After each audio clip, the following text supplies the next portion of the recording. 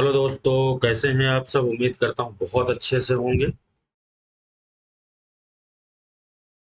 आज हम political science के अंतर्गत वन लाइनर टाइप के क्वेश्चन करने वाले हैं। तो चलिए वीडियो को प्रारंभ करते हैं। दिया हुआ है कि एकलवादी संप्रभुता को ऐतिहासिक व्यवस्थाओं का परिणाम किसने माना है। ठीक है। यानी एकलवादी संप्रभुता की आलोचना किसने की है, या फिर ये कहा है कि ये जो एकलवादी संप्रभुता है ऑस्टिन का सिद्धांत है, मुख्यतः ऑस्टिन ने इसका प्रतिपादन किया था, यानी समर्थक है ऑस्टिन। उसका जो है विरोध किसने किया, तो लॉस्की ने किया था। इसके अलावा और भी कई कैंडिडेट यानी कि कई थिंकर ने किया है इसका विरोध।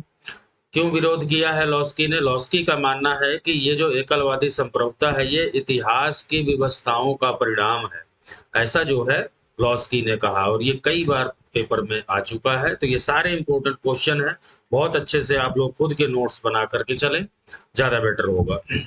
दूसरा क्वेश्चन है, दबाव समूह से लॉबी, यानी दबाव समूह से लॉबी इस अर्थ में भिन्न होता है कि वह, यानी दबाव दबाव समूह जो है वो लॉबी से कैसे अलग है, ये क्वेश्चन है। तो दबाव समूह का जो कार्य क्षेत्र है वो विधायकों तक ही सीमित होता है, याद रखना। विधायकों तक ही सीमित होता है, जबकि लॉबी बिल्कुल अलग है। दबाव समूह का मुख्य कार्य जो होता है वो किसी राजनीतिक दल का सपोर्ट करके, राजनीतिक पार्टी का सपोर्ट करके पहले उन्हें जिताते हैं, यानी सांसद विधायक बनवाते हैं, उसके बाद में हर तरीके से उन्हें सपोर्ट करते हैं। उसके बाद जब वो जीत जाते हैं या फिर सरकार बन जाती है, तब एक तरीके का प्रेशर ग्रुप, इसीलिए कहा गया है इन्हें, दबाव बना करके और उनसे अपने जो हित हैं, हित समूह भी इन्हें कहा जाता है, अपने जो हित है उनका साधन करते हैं, यानी अपने हितों पे कानून बनवाते हैं। ये जो है दबाव समूह का मुख्य कार्य है। अगला क्वेश्चन देखिए, हॉब्स जब पैदा हुआ, कब पैदा हुआ था? 1588 में। ये क्वेश्चन अपने आप में इंपॉर्टेंट है। हॉब्स का जन्म कब हुआ, कई बार पूछा जा चुका है। उसी वर्ष आर्मेडा का युद्ध हुआ था तथा ब्रिटेन में सर्वत्र भय का साम्राज्य था। अब देखिए दो क्वेश्चन यहाँ पे बने आपके। क्वेश्चन आता है कि आर्मेडा का युद्ध कब हुआ था, तो ये युद्ध भी 1588 में ही हुआ था। ठीक है, 1588 में ही हुआ था। तो चाहे हॉब्स के जन्म से आप इसे याद कर लें इस तरीके से, तो ये याद हो जाएगा। हॉब्स का जन्म तो आपको हर हाल में याद करना पड़ेगा, क्योंकि कई बार डेट सहित पूछा गया है। ठीक है, तो आर्मेडा का युद्ध जब हुआ था उसी समय हॉब्स का जन्म हुआ, और ब्रिटेन में चारों तरफ भय का साम्राज्य था। इसका मतलब ये था कि ये युद्ध हुआ था उसी साल जो है हॉब्स पैदा हुआ। तभी जो है हॉब्स का एक स्टेटमेंट है कि मेरी माँ ने मुझे और भय को एक साथ जन्म दिया था, यानी कि मैं और भय जुड़वा भाई है, ऐसा स्टेटमेंट जो है हॉब्स का है, ये दिया था। यानी चारों तरफ मार काट, एक तरीके से आतंक का माहौल बना हुआ था जिस समय हॉब्स का जन्म हुआ था। उसी के बारे में हॉब्स ने लेवियाथन में ऐसी बात लिखी है। प्रकृति की ओर लौटो, ये स्टेटमेंट अलग से पूछ लिया जाता है कि प्रकृति की ओर लौटो का स्टेटमेंट किसका है, किसका नारा है, तो ये रूसो का नारा है। अब क्वेश्चन यहाँ पे दिया है कि इसका अभिप्राय क्या है, अर्थ क्या है, भावार्थ क्या है। तो इसका जो अर्थ है वो है मनुष्य के सहज आवेगों का अदमन। ये इंपॉर्टेंट है, कई बार क्वेश्चन आ चुका है, आगे भी संभावना है। नेक्स्ट है, प्रत्येक व्यक्ति उतनी ही भूमि का स्वामी हो जितनी पर वो स्वयं खेती कर सके। ये क्वेश्चन भाई बहुत इंपॉर्टेंट है, अक्सर आता है ये लॉक का है। लॉक ने ऐसा स्टेटमेंट दिया है, इसका अर्थ क्या है वो हम जानेंगे। लॉक ने कहा है कि जिस भूमि पर या जिस वस्तु पर व्यक्ति अपना श्रम मिला देता है, वो जो है वस्तु भी उसी व्यक्ति की हो जाती है, यानी उसका वो मालिक हो जाता है। तो यहाँ पे देखिए कह रहा है कि प्रत्येक व्यक्ति उतनी ही भूमि का स्वामी हो जितनी पर वो स्वयं खेती कर सके। स्वयं की बात कर रहा है कि जितने पर वो खुद कर सकता है उसका वो मालिक है, और उतनी ही भूमि पर वो खेती करेगा। राज्य को मनुष्य की दुर्बलताओं के प्रति रियायत मानने वाली विचारधारा कौन सी है? यानी राज्य को जो है मनुष्य की दुर्बलताओं के प्रति रियायत, यानी मनुष्य पर सबसे ज्यादा बल कौन सी विचारधारा देती है, तो वो है व्यक्तिवाद, इसीलिए इसका नाम है व्यक्तिवाद या पूंजीवाद, इस तरीके से, या उदारवाद, तीनों तरीके से आ सकता है ये क्वेश्चन। अगला है लोक कल्याणकारी राज्य के विचार के उद्भव के मूल में क्या बात शामिल थी। यानी जो लोक कल्याणकारी राज्य वर्तमान में अधिकांश देशों में प्रचलित है, इसका उद्भव का कारण क्या था, मूल कारण क्या था, तो मूल कारण था आर्थिक मंदी। आर्थिक मंदी की वजह से ही लोग परेशान हुए, लोक कल्याणकारी राज्य का उद्भव हुआ। लोक कल्याणकारी राज्य के अंतर्गत ये माना जाता है कि सभी व्यक्तियों का समान रूप से विकास हो, और जो समाज के निचले स्तर पर हैं यानी गरीब जो वर्ग हैं, उन्हें कुछ अधिक जो है छूट दी जाए, उनके लिए विशेष ध्यान दिए जाए, यही है लोक कल्याणकारी राज्य। आर्थिक समानता को एक वैज्ञानिक असंभावना, ये मोस्ट इंपोर्टेंट है। वैज्ञानिक असंभावना किसने का बताया है, तो अर्नेस्ट बेन ने कहा है। ठीक है, असंभावना अर्नेस्ट बेन, इस तरीके से वैज्ञानिक असंभावना अर्नेस्ट बेन। मार्क्सवादी व्याख्या के अनुसार समानता का अभिप्राय क्या है, यानी मार्क्सवादियों के अनुसार जो है समानता का अर्थ क्या है, तो इसका मतलब है कि समान आर्थिक स्तर। मार्क्सवाद ने यानी कार्ल मार्क्स ने बताया है, या उनके जो समर्थक है उन्होंने भी इस चीज का समर्थन किया है कि समानता होनी चाहिए, और समानता किस तरीके की, समान आर्थिक स्तर पर, सभी को समान रूप से आर्थिक स्तर पर समानता मिले, ऐसा मार्क्सवादियों का मानना है। अगला मोस्ट इंपोर्टेंट है, चाहे मैं आपसे सहमत नहीं हूं पर आपके विचार स्वतंत्रता की रक्षा करूंगा। ये किसका स्टेटमेंट है, तो ये वाल्टेयर का है, और ये बहुत ही ज्यादा इंपॉर्टेंट है, अक्सर पूछा जाता है, आगे भी इसके आने की संभावना है। ये जो नोट्स है ये कई किताबों का मिश्रण है, लगभग 18 बुक्स का। ठीक है, तो इन्हें अच्छे से आप लोग नोट कर लें, और अभी तक अगर आपने चैनल को सब्सक्राइब नहीं किया है तो सब्सक्राइब करके बेल आइकन को प्रेस कर लें, जिससे आने वाले सभी नोटिफिकेशन मिलते रहे। साथ में जो है टेलीग्राम ग्रुप भी आप ज्वाइन कर लें। ठीक है, उससे क्या है, ये जो मैं यहाँ पे पढ़ाता हूँ इसके सारे नोट्स ये पीडीएफ के रूप में आपको वहां पर मिल जाएंगे। नेक्स्ट है, देखिए कौन सा युद्ध लोकतंत्र की रक्षा के नाम पर लड़ा गया था। लोकतंत्र की रक्षा के नाम पर कौन सा युद्ध लड़ा गया था, तो वो है सेकंड विश्व युद्ध। याद रखना, सेकंड विश्व युद्ध जो है लोकतंत्र की रक्षा के लिए लड़ा गया था। अगला क्वेश्चन है, लोकतंत्र की नींव का पहला पत्थर। लोकतंत्र की नींव का पहला पत्थर किसे माना जाता है, तो वो माना जाता है जनता में विश्वास। इसका मतलब ये है कि अगर जनता में विश्वास नहीं है तो लोकतंत्र किसी भी राष्ट्र में सफल नहीं हो सकता। ठीक है, तो सबसे पहले जनता जो है विश्वास करती हो, इस चीज को मानती हो कि हाँ भाई हम लोकतंत्र के समर्थक हैं, हमें कोई प्रॉब्लम नहीं है। तो अगर जनता जागरूक है, लोकतंत्र में जनता की जागरूकता का प्रमुख स्थान है, तभी जाकर के लोकतंत्र सफल हो सकता है। बेंथम द्वारा प्रतिपादित पेनोप्टिकॉन योजना का संबंध, ये अक्सर आता है क्वेश्चन, पेनोप्टिकॉन योजना क्या है या फिर किससे संबंधित है, तो ये बेंथम से संबंधित है।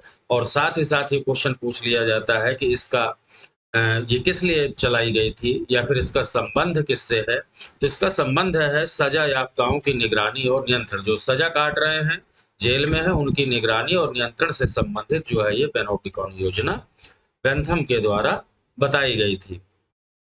अगला है, समाज में असमानता के निवारण हेतु गांधीवादी उपाय क्या है, तो गांधीवादी उपाय सर्वोदय यानी सबका उदय। गांधीवादी इस तरीके से सर्वोदय का सिद्धांत गांधी जी ने दिया हुआ है, किस लिए, समाज में असमानता के निवारण यानी असमानता को समाप्त करने के लिए या फिर समानता की स्थापना करने के लिए ऐसा उन्होंने माना है। देखिए कुछ क्वेश्चन संविधान ज्ञानी मिश्रित क्वेश्चन है, जो इंपॉर्टेंट लगे मुझे वो सारे क्वेश्चन के इस तरीके से मैंने नोट्स बना रखे हैं। आप भी चाहें तो ऐसे जो है नोट्स बना सकते हैं। ये इस टाइप के नोट्स हैं कि सभी जगह जिस टाइप पेपर होते हैं आप जो है तुरंत इन्हें देख करके और सरसरी निगाह से तैयार करके, ये खुद के जब नोट्स होते हैं तो हमें बहुत अच्छे से जो है ये तैयार हो जाते हैं और याद भी हो जाते हैं। तो मैं तो यही कहूंगा कि भाई स्वयं के नोट्स बनाओ, उससे ज्यादा फायदा होगा। चलिए, और 7 बजे वाली जो आपकी लाइव क्लास है आपकी, वो निरंतर चलती रहेगी। अभी थोड़ी सी प्रॉब्लम है, वाईफाई काम नहीं कर रहा, हो सकता है आज या कल में ठीक हो जाए। तो जैसे ही सही हो जाएगा उसके बाद में आपकी लाइव क्लास यहाँ पे स्टार्ट हो जाएगी।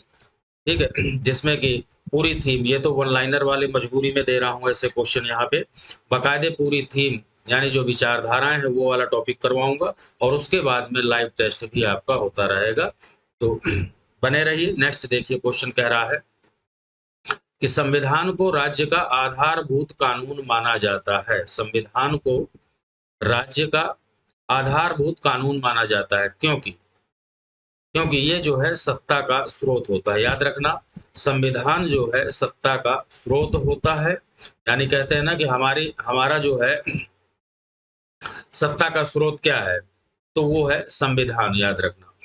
नेक्स्ट, जुलाई 1931 में जयप्रकाश नारायण, फूलन प्रसाद वर्मा जैसे लोगों ने बिहार समाजवादी दल की स्थापना की थी। ये डेट याद रखना, ठीक है। 1931 में जयप्रकाश नारायण, फूलन प्रसाद वर्मा और भी अन्य लोग थे, उन्होंने किसकी स्थापना की थी? बिहार समाजवादी दल, ठीक है, समाजवादी दल। जबकि ये ज्यादा इंपॉर्टेंट है, मोस्ट इंपॉर्टेंट है क्वेश्चन, अक्टूबर 1934 में अखिल भारतीय समाजवादी यानी पूरे इंडिया लेवल पर समाजवादी पार्टी की स्थापना हुई थी, और इसमें भी जयप्रकाश नारायण, ठीक है, जेपी नारायण, आचार्य नरेंद्र देव, ये जो है और भी थे, राम मनोहर लोहिया, ये सब इसकी स्थापना में शामिल थे, याद रखना। नेक्स्ट है फॉरवर्ड ब्लॉक, 1939 में इसकी स्थापना हुई थी, और ये क्वेश्चन यहीं पे बनता है कि फॉरवर्ड ब्लॉक की स्थापना किसने की थी? तो ये 1939 में सुभाष चंद्र बोस द्वारा की गई थी। तो यहाँ पे क्वेश्चन आया है कि पहला सम्मेलन कहाँ हुआ था? तो बंबई में हुआ, और इसके प्रथम अध्यक्ष खुद जो है सुभाष चंद्र बोस थे। अब सबसे ज्यादा जो इम्पोर्टेंट क्वेश्चन है वो ये है कि फॉरवर्ड ब्लॉक के प्रथम उपाध्यक्ष कौन थे? तो वो थे शार्दुल सिंह कबीश्वर, याद रखना, शार्दुल सिंह कबीश्वर इसके प्रथम उपाध्यक्ष थे। अगला क्वेश्चन है, किसने संप्रभुता के दार्शनिक विचार का प्रतिपादन किया है?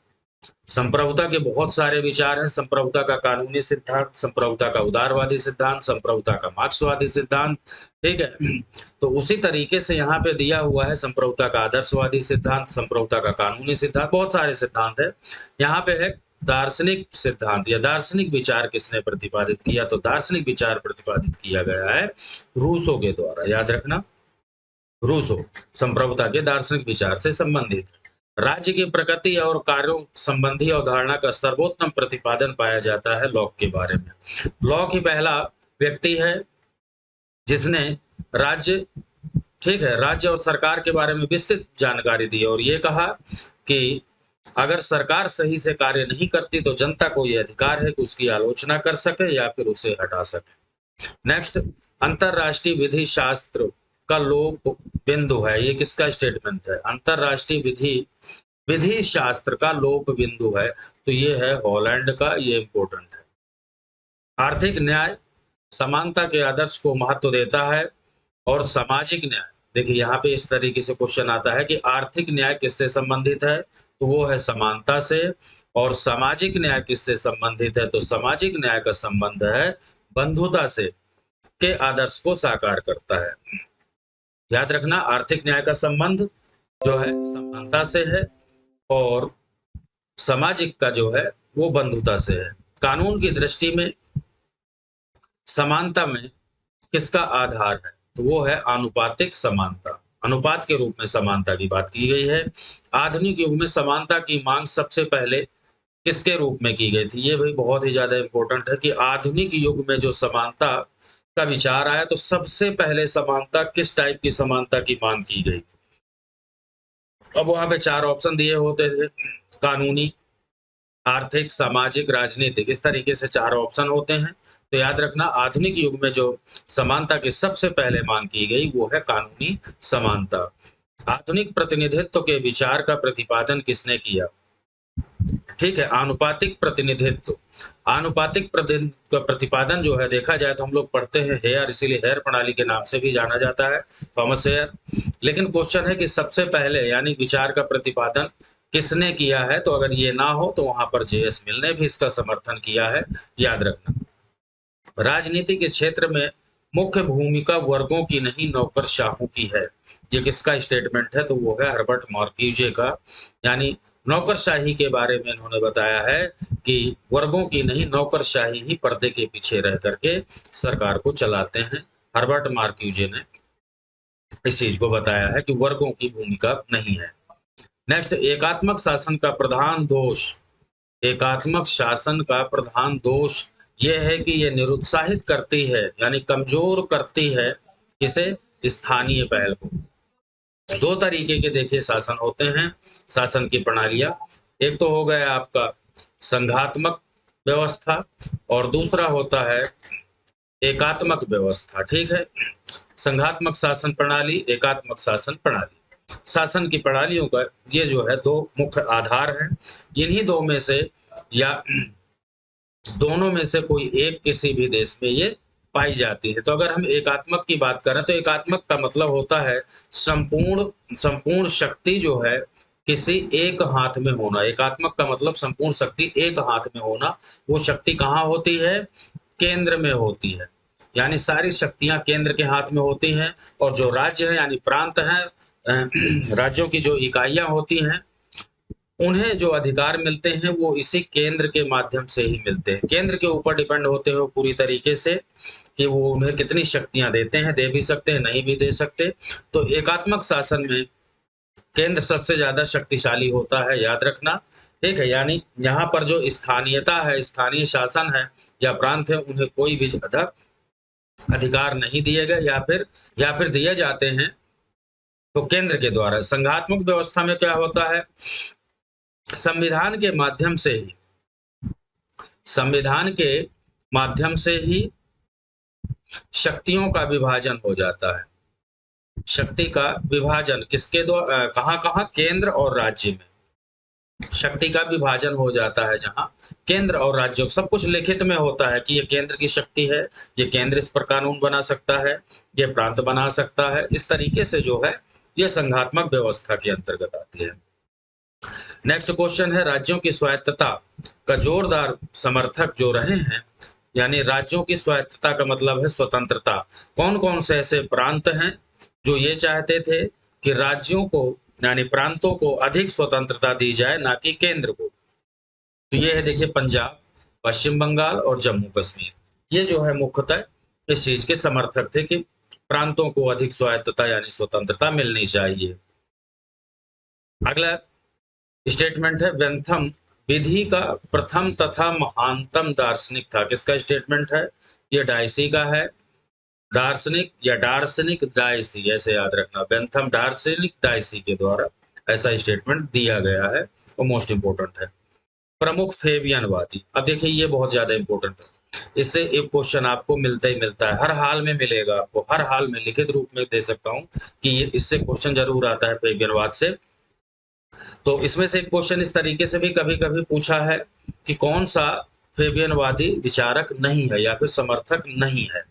तो यहाँ पे देखिए दिया हुआ है, जेबी शाह यानी George Bernard Shaw, Sidney Webb, Beatrice Webb, William Clarke, Sidney Oliver, J Campbell, Graham Wallas, J B MacDonald, Stuart Headlam, सिमोने एनिविशेंट, G D H Cole, Laski, Jawaharlal Nehru वगैरह भी इसके समर्थक थे। तो इसका मतलब ये है, ये हमें याद रखना है, कम से कम एक बार दो बार जब आप खुद के नोट्स बना लेंगे तो वहां पर आपको जब दो चार बार पढ़ेंगे तो अपने आप कम से कम नाम याद हो जाएंगे कि हाँ भाई ये फेबियनवाद में हमने ऐसा पढ़ा है। ठीक है, बहुत सारे वाद हैं, उन्हीं में से ये फेबियनवादी समर्थक हैं।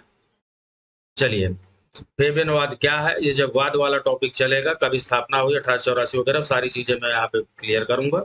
नेक्स्ट देखिए, अंग्रेजों का भारत पर शासन ईश्वरीय विधान है, ये किसका स्टेटमेंट है? ये कहा गया है कि अंग्रेजों का जो भारत पर शासन है वो ईश्वर की देन है, ऐसा कहा है गोपाल कृष्ण गोखले ने।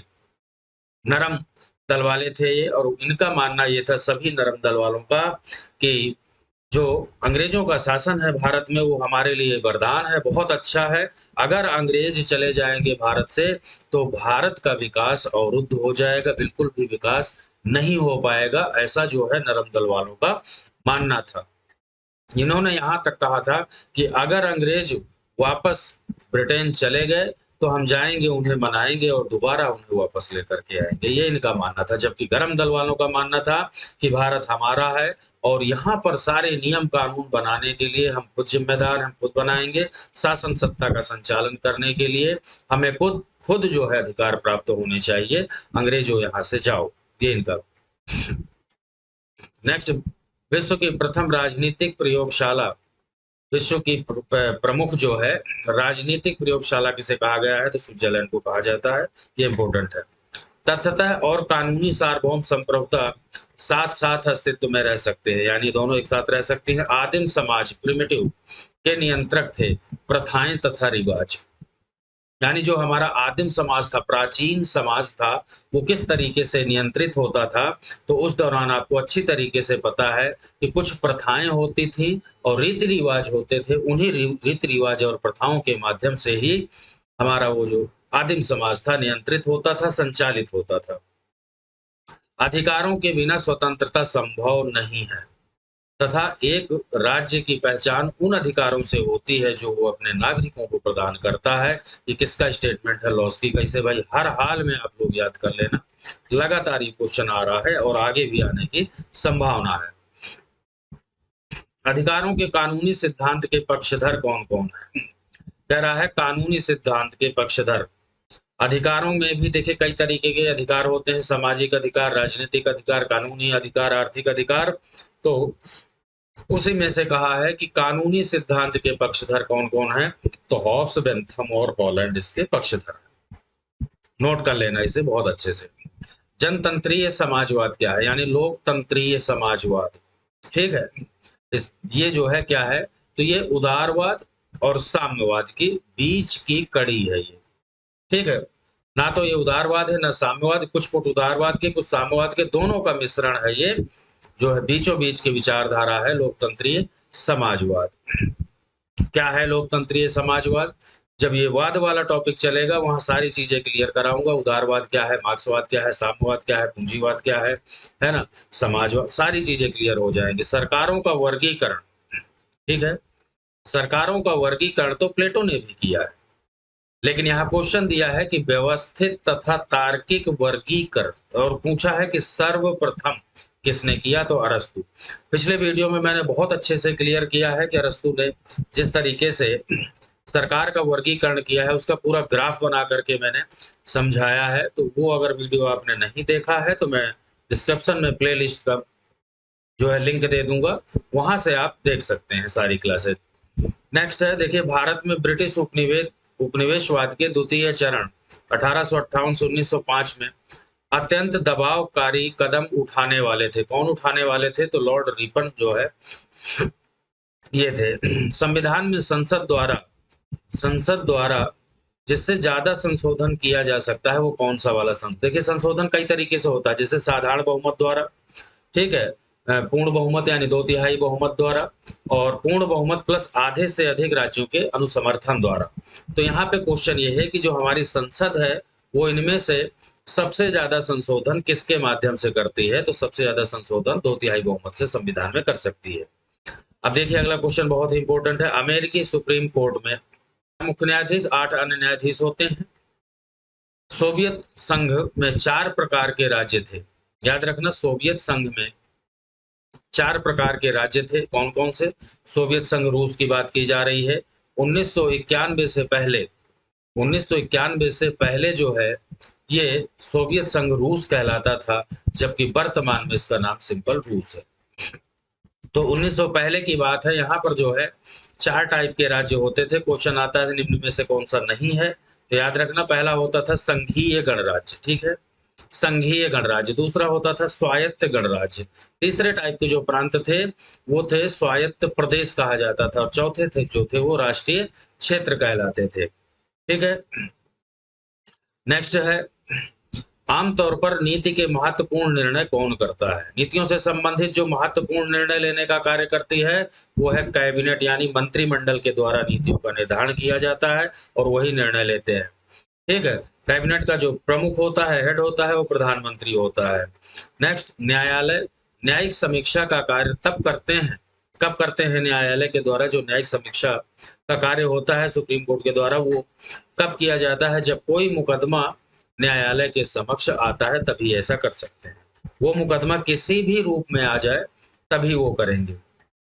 न्यायिक समीक्षा के क्षेत्र में, ये इंपॉर्टेंट क्वेश्चन है, न्यायिक समीक्षा के क्षेत्र में अमेरिका की तुलना में भारतीय न्यायपालिका को कम शक्ति प्राप्त है, क्योंकि वहाँ यानी जो अमेरिका है वहाँ न्यायिक समीक्षा विधि के अनुसार उचित प्रक्रिया, ये नोट कर लेना, विधि के अनुसार उचित प्रक्रिया पर आधारित है, जबकि भारत में न्यायिक समीक्षा विधि द्वारा स्थापित प्रक्रिया पर आधारित है। तो याद रखना, भारत में किस तरीके की न्यायिक समीक्षा होती है, विधि द्वारा स्थापित प्रक्रिया, और अमेरिका में जो है विधि के अनुसार उचित प्रक्रिया पर। नेक्स्ट है ग्रोसियस ने बाह्य संप्रभुता का प्रतिपादन किया। ये मोस्ट इंपोर्टेंट है, बाह्य संप्रभुता। ठीक है, संप्रभुता का जनक सभी को पता है किसे कहा जाता है। संप्रभुता का जनक फ्रांस के बोंदा को कहा जाता है, लेकिन यहाँ बाह्य संप्रभुता यानी बाहरी वाली संप्रभुता की बात की जा रही है, तो इसका जनक जो है ग्रोसियस है। डायसी के अनुसार राजनीतिक प्रभुसत्ता निहित है। जो राजनीतिक संप्रभुता है या प्रभुसत्ता है वो किसमें निहित है डायसी के अनुसार, तो निर्वाचक वर्ग में। याद रखना, जो मत वोटिंग करते हैं, चुनने वाले हैं, उनके अंदर ये जो है शामिल होती हैं। समुदायों के वास्तविक व्यक्तित्व के सिद्धांत का समर्थन कौन करता है, तो फिगिस करता है, या फिजिस, इसे फिजिस भी कहा जाता है, फिगिस भी कहा जाता है। समुदायों के वास्तविक व्यक्ति के सिद्धांत का तात्पर्य यह है कि समुदाय भी उसी प्रकार से स्वाभाविक और सर्वोच्च है जिस प्रकार से राज्य। किसका स्टेटमेंट है, तो ये है फिगिस का। ये बहुलवादी समर्थक है, लॉस्की है, फिगिस है, ये जो है बहुलवादी समर्थक है। नेक्स्ट है लॉक के दूसरे समझौते से।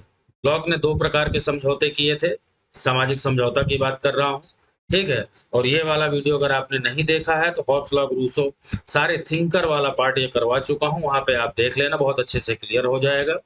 ठीक है, ये अगर आपकी थीम क्लियर है तभी ये वन लाइनर समझ में आएंगे, तो पहले अगर हो सके तो वो वीडियो आप देख लें अच्छे से, और उनके नोट्स भी आपको टेलीग्राम में मिल जाएंगे। लॉक के दूसरे समझौते से राजा बनता है, राजा यानी सरकार, ठीक है। दूसरा समझौता किसके अधीन है, तो दूसरा समझौता जो है पहले वाले समझौते के अधीन है, ऐसा लॉक का मानना है। व्यक्तिवादी विचारधारा का विकास 17वीं शताब्दी में, ये पूछा गया है क्वेश्चन कि व्यक्तिवादी विचारधारा का विकास कब हुआ, तो 17वीं शताब्दी में हुआ था।